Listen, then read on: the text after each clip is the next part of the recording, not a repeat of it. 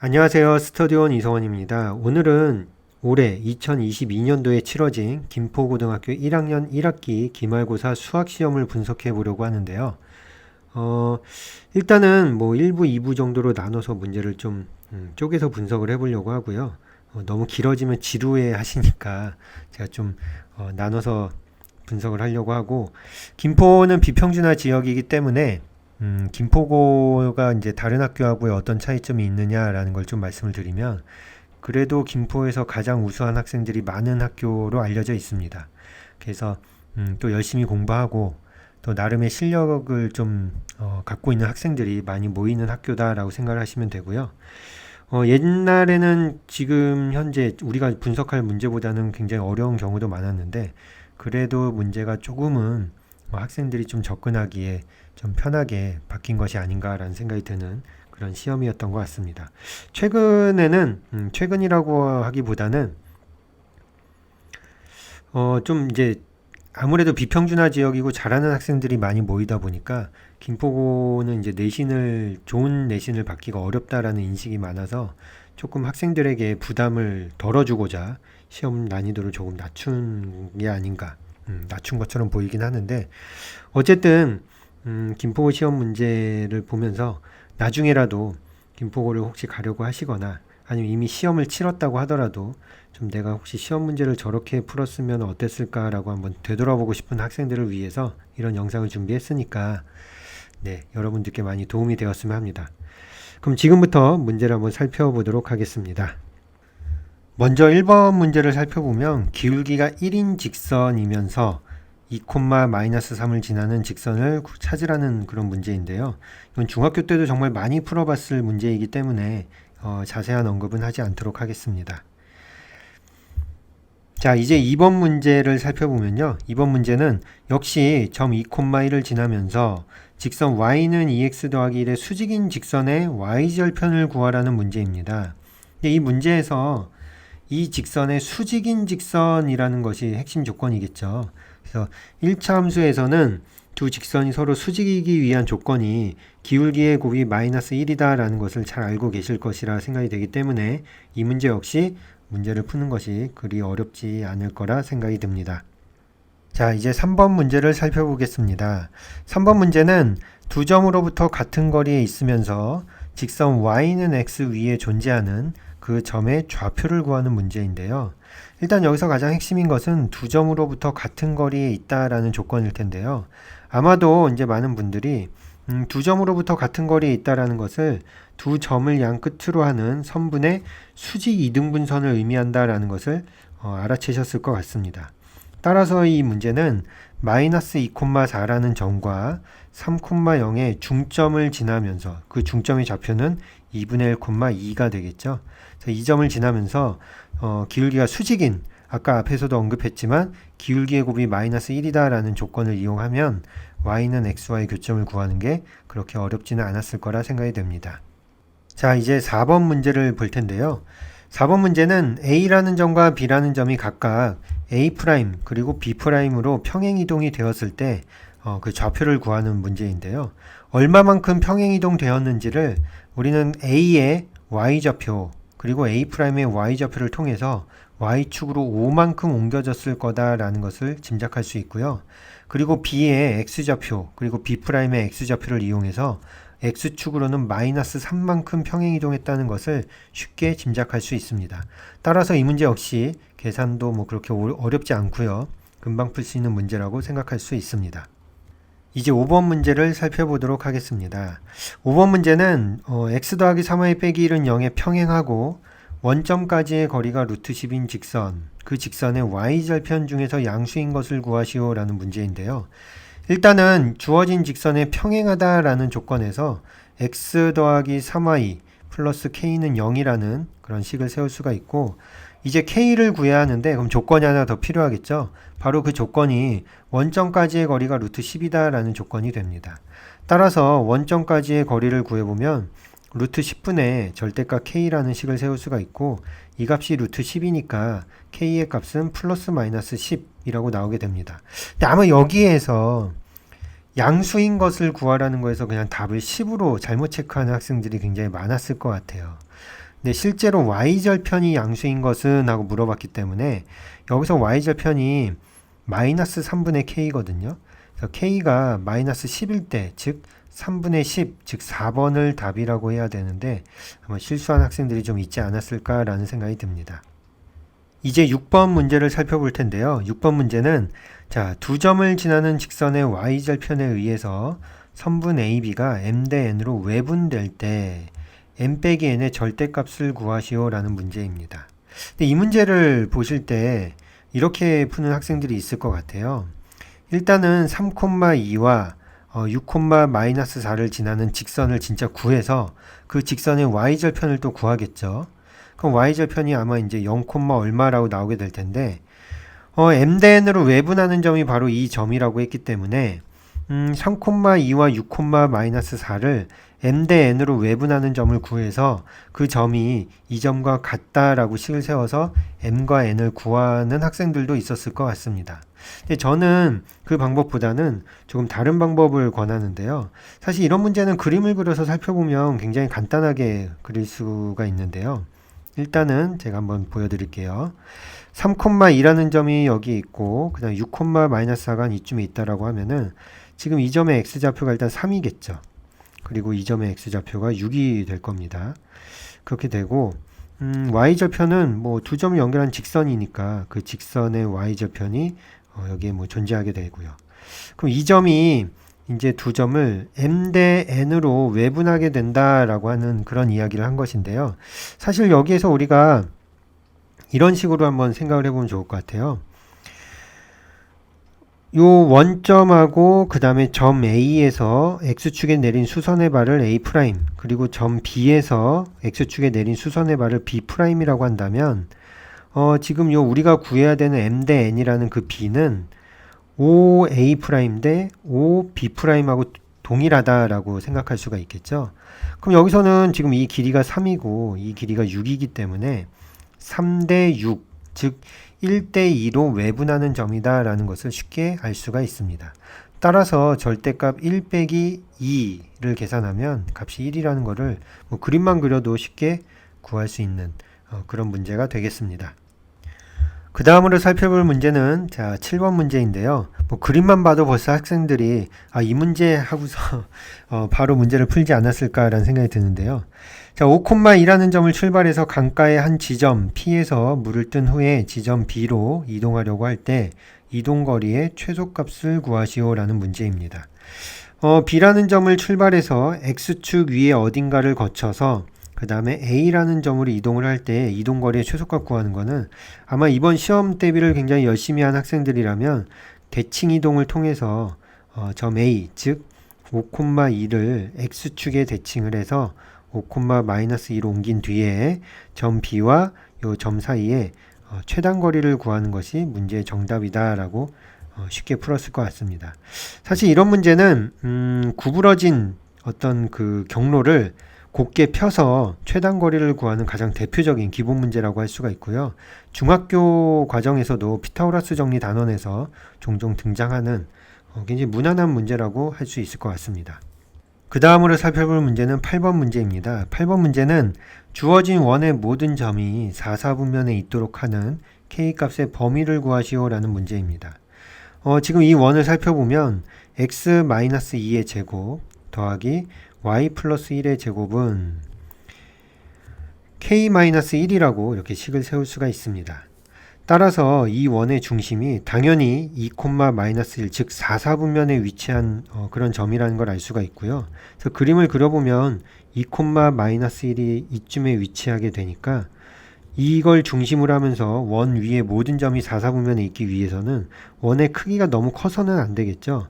너무 커서 이렇게 X축이나 Y축을 넘어가게 되면 원 위에 모든 점이 4사분면에 있다라고 말할 수가 없기 때문에 그 부분을 문제를 접근하는 가장 핵심으로 살펴보면 되는데요. 따라서 반지름의 길이가 1을 넘지 않아야 됩니다. 따라서 이 반지름이 지금 루트 k-1이므로 이 값이 1보다는 작고 또 당연히 반지름이니까 0보다는 커야 되겠죠. 그래서 k의 범위가 2보다는 작고 1보다는 크다라는 조건을 얻을 수가 있고 따라서 a와 b의 곱은 2라는 것을 쉽게 구할 수 있습니다. 그 다음으로 살펴볼 문제는 9번 문제입니다. 자, 9번 문제는 4개의 점의 좌표를 주고 그 4개의 점으로 이루어진 사각형의 넓이를 선분 AB를 2대 3으로 내분하는 점을 지나는 직선이 넓이를 2등분할 때 4AB의 값이 무엇인지 구하시오라는 문제인데요.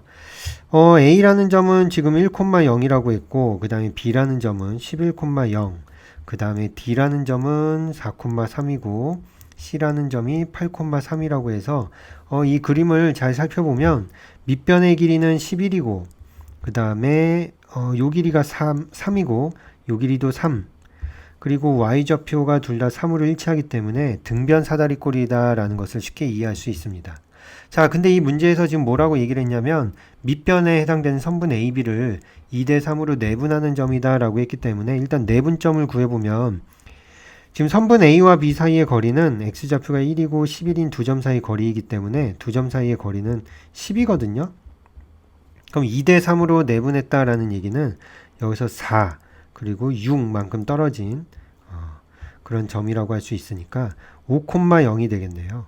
그래서 이 점을 지나면서 사각형의 넓이를 2등분한다 라고 했는데 저는 이 부분에서 여러분이 조금 생각을 이렇게 해보시면 어떨까라는 생각이 듭니다. 잠깐 그림을 정리하면 지금 우리가 구하려고 하는 직선은 일단 5,0을 지나야 되는 직선인데요. 지금 이 사각형의 넓이를 2등분할 때 아까 등변 사다리꼴이라는 말씀을 드렸으니까 이 빨간색 삼각형과 또 오른쪽에 생기는 이 빨간색 삼각형의 넓이가 같다라는 것을 쉽게 이해할 수 있고요. 따라서 전체 사각형의 넓이를 2등분하려면 가운데에 생기는 이 직사각형의 넓이를 2등분하면 되겠다라는 생각을 할 수가 있습니다. 그러면 우리가 직사각형의 넓이를 2등분하기 위해서는 대각선의 중점을 지나면 된다라는 생각을 아마 하실 텐데요. 이 대각선은 점 C의 좌표가 8,3이고 그 다음에 점 D의 x좌표가 4였으니까 이 점은 4,0이 되겠죠. 그래서 둘의 중점을 구해보면 6,2분의 3이 됩니다. 따라서 5,0과 6,2분의 3을 지나는 이 직선을 구한다면 그 직선이 바로 우리가 찾는 전체 사각형의 넓이를 2등분하는 직선이 된다는 것을 알 수가 있습니다. 이렇게 구하는 것이 계산이 조금 더 간단하지 않을까라는 생각을 하고요. 고등학교 시험에서는 시간이 굉장히 부족하다 보니까 그래도 최대한 좀 빠르게 풀 수 있는 방법을 고민해 보는 것이 어떨까 생각이 듭니다. 다음 문제는 10번은 이제 다음 중에서 옳은 것을 모두 고르시오 하는 문제인데요. 사실 이런 문제는 식을 쓰지 않고도 쉽게 구할 수가 있는데 기억 같은 경우는 x제곱 더하기 y제곱은 4라는 원이 있을 때 1, 루트 3을 접점으로 하는 접선의 방정식은 x 더하기 루트 3y는 4다라는 것인데요.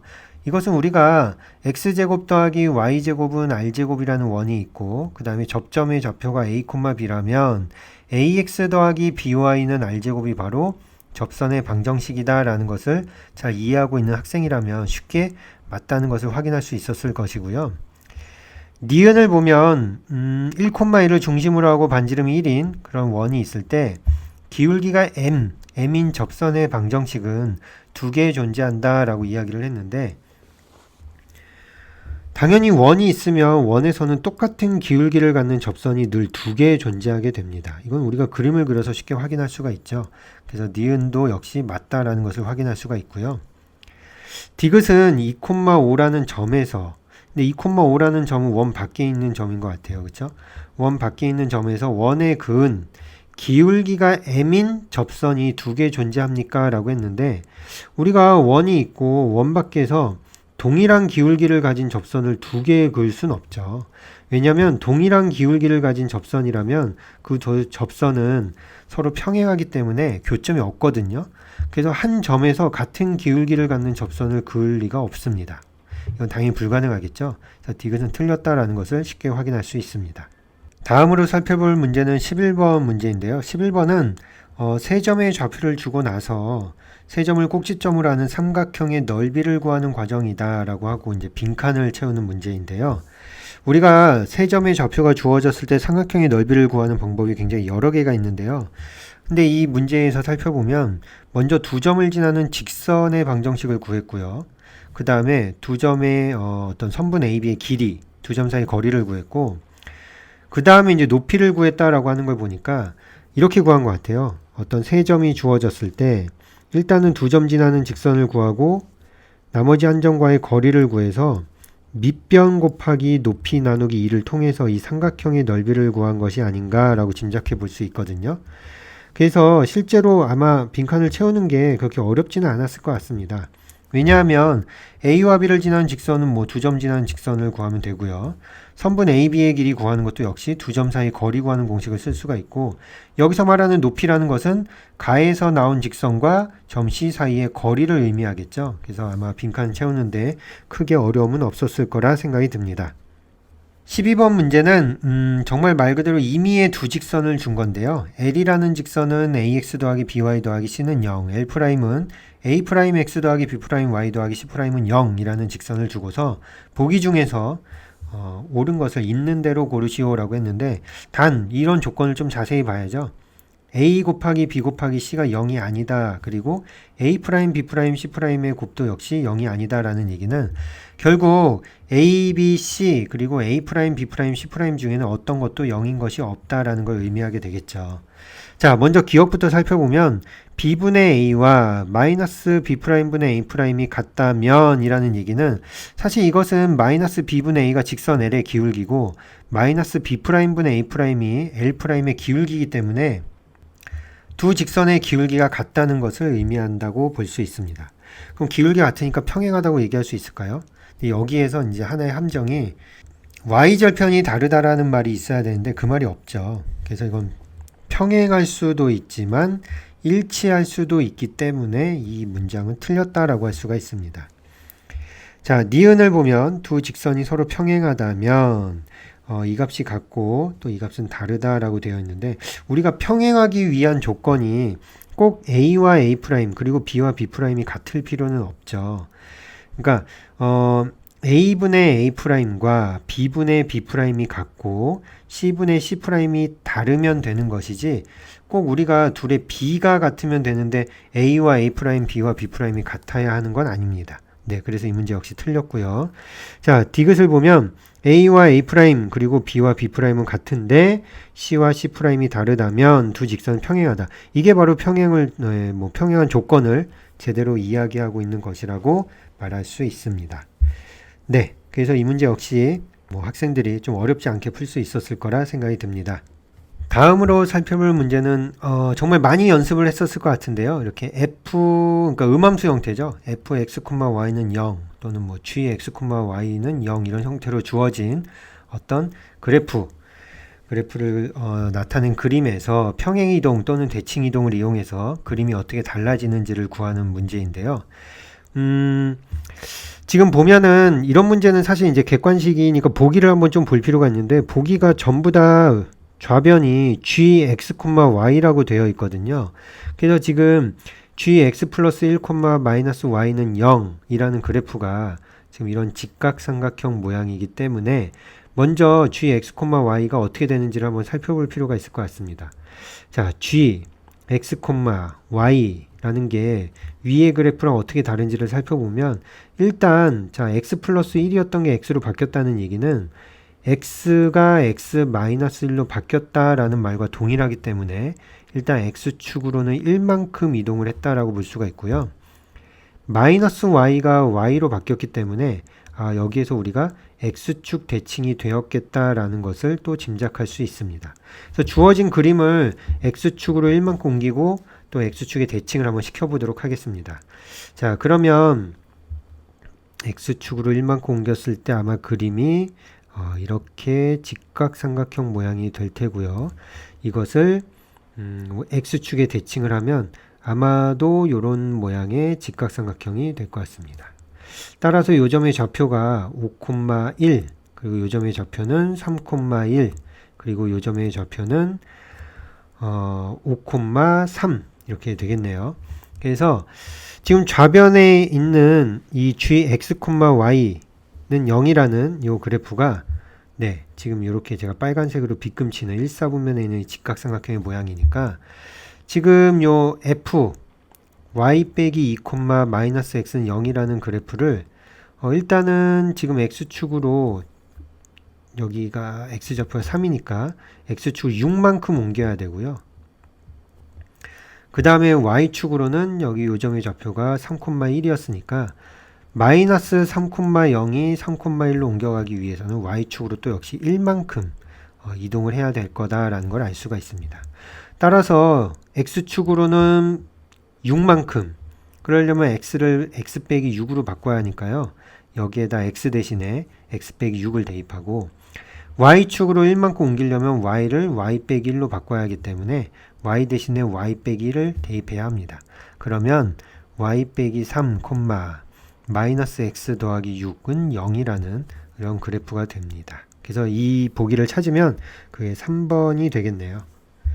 네. 그래서 간혹가다 이런 문제를 풀 때 지금 이렇게 표현이 되어 있는데 이 그래프를 x축으로 3만큼 옮겨라 그러면은 x를 x 빼기 3으로 바꿔야 되는데 이 위치가 x의 위치라고 생각해서 여기를 바꾸려고 하는 학생들이 있거든요. 근데 그 실수를 하지 않았다면 이 문제는 뭐 그렇게 어렵지 않게 잘 풀지 않았을까라는 생각이 듭니다. 다음으로 살펴볼 문제는 14번 문제인데요. 14번은 두 점이 주어져 있고 그 다음에 또 다른 직선 하나를 주었을 때 이 직선 위에 점이 P1과 P2라는 점 두 개가 있는데 각각의 점에 주어진 역할이 있는 것 같습니다. 일단은 AP1 빼기 BP1의 값이 최대가 되도록 하는 그걸 만족하는 점을 P1으로 역할을 부여했고요. 또 이 직선이 X축과 만나는 점 P2라고 했으니까 P2라는 점은 이 직선의 X축과의 교점이겠네요. 그때 QA제곱 그리고 QB제곱 QP2제곱의 합이 최소가 되도록 하는 임의의 점을 Q라고 할 때 P1Q의 제곱의 값을 구하시오라는 문제입니다. 일단 학생들이 먼저 눈에 띄는 건 아마도 두 번째 조건일 것 같습니다. 두 번째 조건을 먼저 살펴보면 주어진 직선이 X축과 만나는 점을 우리가 쉽게 구할 수가 있죠. 왜냐면 X절편을 구하면 되니까 이건 11,0이라고 쉽게 구할 수 있는데 그럼 주어진 조건을 만족한다는 게 뭐냐면 A라는 점은 1,1이고 그 다음에 B라는 점은 3,5고 그 다음에 P2라는 점은 11,0일 때 지금 이 세 개의 점이 한 직선 위에 있지 않은 즉 삼각형을 완성하는 그 세 점이거든요. 그러면은 이렇게 삼각형이 있다고 할 때 우리는 이 조건을 만족하는 점이 어떤 점이냐면 점 Q라는 점이 각 꼭지점에 이르는 거리의 제곱의 합이 최소가 되는 점을 구하라는 문제가 되는데요. 아마 공부를 열심히 한 학생이라면 이 점이 무게중심이라는 것을 잘 알고 계실 거고요. 그리고 왜 무게중심인지는 우리가 점 Q를 x, y라고 두고서 각 꼭지점까지 거리의 제곱의 합을 2차 함수의 최소값 구하듯이 해서 계산을 해보면 무게중심일 때라는 것을 확인할 수가 있거든요. 그래서 지금 이 문제에서도 점 Q가 결국은 무게중심을 의미하는구나 라고 쉽게 짐작할 수 있습니다. 그래서 점 Q의 좌표를 구해보면 X좌표의 합이 15니까 X좌표, 무게중심의 X좌표는 5가 되고요. Y좌표의 합이 6이기 때문에 무게중심의 Y좌표는 2가 돼서 점 Q의 좌표는 5,2라는 것을 일단 먼저 쉽게 구할 수 있습니다. 네, 그래서 일단은 이렇게 Q를 구했고요. 그 다음으로 살펴볼 것은 이제 P1을 구해야 되는데 P1이 사실 아마 학생들이 좀 잘 모르고 있는 경우가 있을 것 같아요. 무슨 얘기냐면 A라는 점은 지금 1,1이고 B라는 점은 3,5라고 할 때 P1이라는 점이 있어서 만약에 AP1 더하기 BP1이 뭐 최소가 되는 점, 이거는 아까도 앞에서 살펴봤다시피 대칭을 통해서 쉽게 구할 수가 있는데 지금은 둘의 합이 아니라 둘의 차, 그래서 이제 절대값이긴 한데 둘의 차의 최대값을 구하는 문제거든요. 근데 이 문제는 이제 제가 잠깐 그림을 그려서 좀 설명을 드리면은 1,1이라는 점이 있고 그 다음에 3,5라는 점이 뭐 한 이쯤에 있다고 할 때 만약에 이제 P1이 여기 있다라고 한번 해볼게요. 그럼 P1이라는 점은 A까지 거리와 B까지 거리의 차를 계산을 해야 되는데 우리가 이렇게 삼각형을 만들어서 생각을 해보면은 A까지 거리와 B까지 거리의 차는 삼각형의 변의 결정 조건에 의해서 요 두 점, 즉 A와 B 사이의 거리보다는 더 작을 수밖에 없거든요. 무슨 얘기냐면 삼각형을 만들 때 우리가 AP1의 길이를 뭐 알파, 그 다음에 BP1의 길이를 뭐 베타라고 하고, 그 다음에 선분 AB의 길이를 감마라고 한다면, 우리가 잘 알고 있는 성질 중에 알파 더하기 감마는 베타보다는 커야 되죠. 그래야 삼각형이 만들어지니까. 그러다 보니까 우리가 알파를 이항하면 베타 빼기 알파, 즉 알파 베타의 차는 감마보다 작을 수밖에 없습니다. 그래서 우리가 P1이 어디에 있든지 간에 삼각형을 만들면 절대로 이 값보다 클 수가 없어요. 그래서 유일하게 지금 이 감마보다 크거나 같아질 수 있는 상황을 생각해 볼 수 있는 게 어떤 경우냐면, 자, A와 B를 연결했을 때 그때 그 연장선상에 우리가 P1을 뒀을 때, 즉 삼각형이 안 만들어지는 거죠. 이게 일직선상에 있을 때 P1에서 B까지 거리에서 P1에서 A까지의 거리를 빼면 그게 정확히 감마와 일치하게 됩니다. 그래서 이게 유일하게 등호가 성립할 수 있는 그런 경우거든요. 그래서 이게 감마보다 이쪽이 더 클 수는 없고 이건 불가능하고, 등호가 성립할 수 있는 유일한 경우가 바로 연장선 상에, 즉 세점 일직선 상에 있을 때 감마와 같아지는 것이 가능해집니다. 따라서 여기서 말하는 P1은 사실은 A와 B 그리고 이 직선 위의 점이 일직선상에 있을 때, 결국 쉽게 얘기하면 AB를 지나는 직선과 주어진 직선의 교점을 구하는 것이 바로 P1의 좌표를 구하는 것과 동일하다라고 말할 수 있습니다. 네, 그래서 조금은 이제 어려운 부분일 수는 있었겠지만 어쨌든 자기가 배운 것을 정확히 잘 기억하고 있었다고 하면 또 문제를 좀 풀 수 있지 않았을까라는 생각이 듭니다.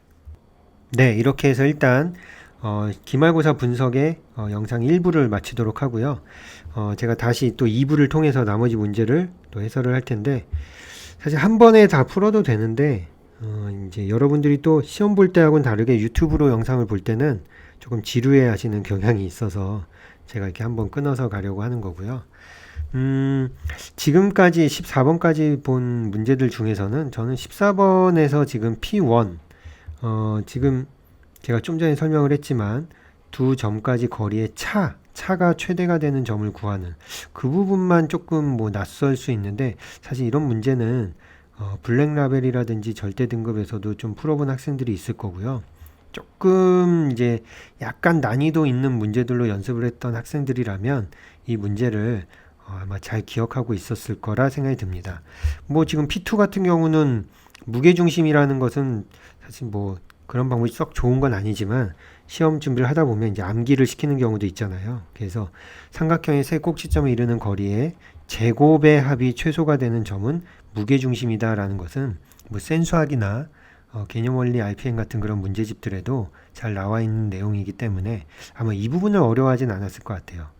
실제로 저도 시험 대비를 하면서 이 P1 같은 경우 두 점까지 거리의 차가 최대가 되는 경우는 이런 경우다라는 것을 꼭 기억해 두라고 이제 학생들한테도 이야기를 했었는데, 그걸 기억해 둔 학생들은 아마 문제를 반가워하지 않았을까라는 생각이 들긴 합니다. 그걸 제외하고는 사실 저는 지금 앞부분의 문제들 중에서는 학생들을 괴롭힐 만한 뭐 계산이 복잡하거나 뭐 아니면은 뭐 숫자를 굉장히 까다롭게 내서 뭐 힘들어할 만한 문제는 딱히 없었다라고 생각이 들거든요. 뭐 이런 얘기를 하면 학생들은 또 뭐 불쾌할 수도 있지만, 냉정하게 이야기하면 이 정도의 문제는 김포고를 지원한 학생이고 또 나름 열심히 공부를 한 학생이라면 아마 14번까지는 그렇게 크게 어려운 문제가 없이 뭐 막힘없이 좀 진행이 됐다라고 느껴야 되는 게 저는 맞다고 생각합니다. 그런 인정할 건 또 인정해야 되고요. 그러면은 우리가 이제 한 문제당 평균 점수 5점이라고 그냥 간단히 계산을 할 때 14번까지라고 하면 이번 시험에서 그래도 70점의 점수는 일단은 받고 시작해야 되지 않을까. 거기서부터 이제 뒤에 문제를 얼마나 더 푸느냐에 따라서 점수가 80점대도 되고 뭐 90점대도 되고 하는 건 달라질 수 있지만, 그래도 70점 밑으로 점수를 받는 거는 저는 조금은 좀 어떤 문제가 있다고 생각을 하거든요. 왜냐면 너무 긴장을 해서 뭐 계산 실수를 많이 해서 시간을 허비했다거나 뭐 아니면은 뭐 문제를 잘못 읽고서 시간이 오래 걸리는 경우도 있겠지만, 그냥 100점이 아닌 100점이 아닌 그냥 천천히 내가 아는 거를 1번부터 쭉 풀고 시간이 다 되면 못 풀더라도 어쩔 수 없지 하는 마음으로 풀었더라도 저는 14번까지는 다 맞을 수 있어야 된다라고 생각이 들거든요. 그래서 70점이 아마 기준 점수가 돼야 될 것 같아요. 70점보다 부족했다라고 한다면 조금은 공부하는 방법이라든지 시험 문제를 푸는 어떤 그 요령이라고 해야 될까요? 접근법을 조금은 고민해 볼 필요가 있다라는 생각을 합니다. 또 이렇게 말씀드리면 열심히 했음에도 불구하고 70점을 넘지 못한 학생들이 굉장히 또 속상해할 수도 있겠지만 아까 말씀드렸듯이 인정할 건 인정하고 냉정하게 분석을 해서 자신의 문제점이 어떤 건지를 찾아야 또 우리가 다음에는 더 좋은 결과를 얻을 수 있지 않을까요? 그런 관점에서 본다면 저는 이 시험에서 70점을 받지 못한 학생들은 내가 뭐가 문제였는지를 다시 한번 좀 되돌아보는 게 필요하다라고 생각이 듭니다. 어쨌든 이렇게 1부를 마치고 제가 2부에서 나머지 문제 풀이를 하고 전체적인 어떤 문제와 그리고 사실 제가 조금